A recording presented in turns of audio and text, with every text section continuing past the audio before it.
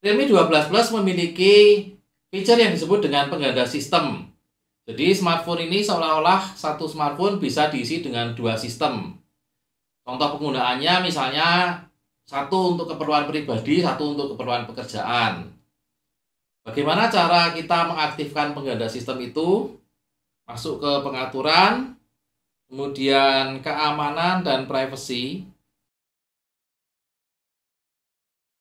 Keamanan dan privacy, kemudian pengganda sistem.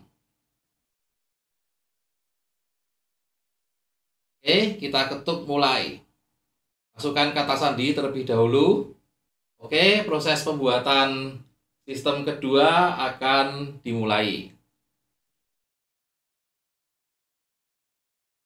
Nah, ini kata sandi untuk clone system ya.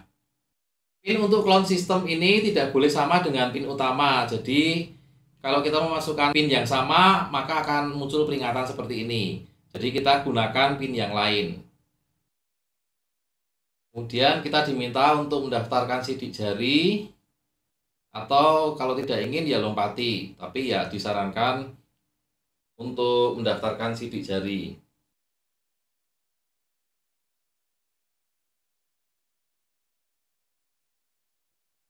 Ternyata kita diminta untuk menggunakan sidik jari yang berbeda. Oke, kita gunakan jari yang berbeda.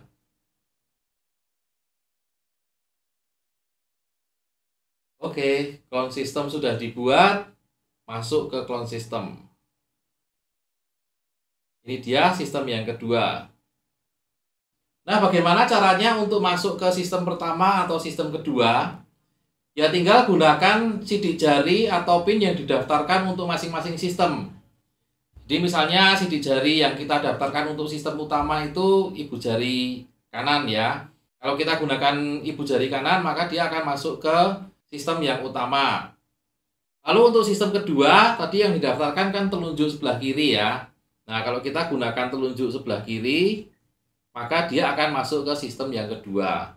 Demikian pula jika menggunakan PIN, jika kita masukkan PIN untuk sistem pertama, maka dia akan masuk ke sistem pertama. Jika kita gunakan PIN untuk sistem kedua, maka dia akan masuk ke sistem kedua. Bagaimana cara menghapus sistem yang kedua jika memang sudah tidak dibutuhkan? Ya, ulangi langkah yang sama, masuk ke pengaturan, kemudian keamanan dan privacy, lalu pengganda sistem,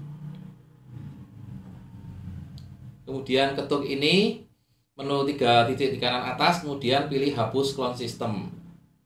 Nah, jika dihapus, semua data akan terhapus dan tindakan ini tidak dapat dibatalkan. Jika sudah yakin benar-benar akan menghapus, pilih tetap hapus. Masukkan kata sandi untuk sistem yang pertama. Oke, sekarang sistem kedua telah dihapus. Oh, gitu doang.